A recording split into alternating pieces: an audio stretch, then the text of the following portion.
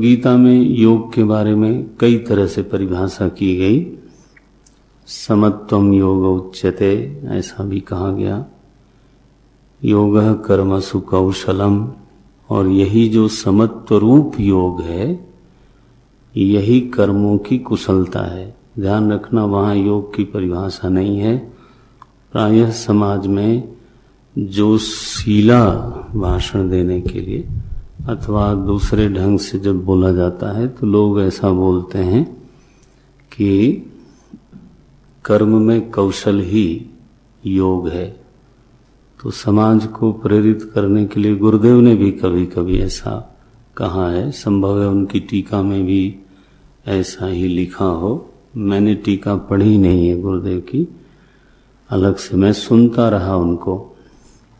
तो श्रवण हमारा गुरुदेव को लेकर के होता रहा। तो वो बोलते थे योगः कर्मसु कौशलम, कर्म में कौशल, तो perfection in action is yoga. तो हालांकि वहाँ पर प्रसंग के अनुसार वो लक्षण नहीं है, आप इसको भी ध्यान में रखने।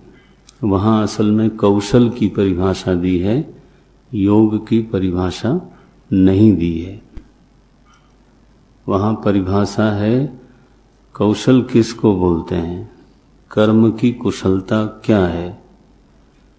तो उत्तर दिया गया कर्म में समत्व बनाए रखना यही कर्म की कुशलता है। कर्म को बहुत खूबसूरती से संपादित कर देना ये अभिप्राय वहाँ नहीं है। कर्म को पूरी परिपूर्णता से,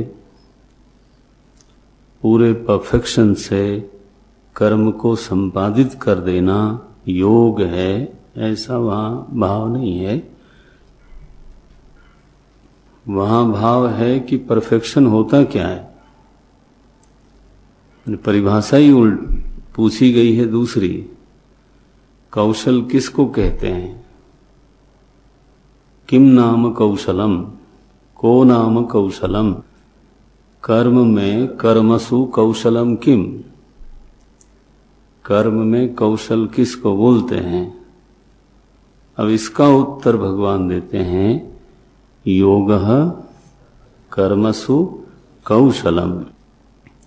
किम नाम योगः, तो बोले समत्वम योग उच्यते। कुत्र कुत्र समत्वम कर्मसु, ऐसा कहा गया। तो समता को योग बोलते हैं और यह समता कर्म काल में बनी रहे, यही कर्ता की कुशलता है, यही कर्म का कौशल है।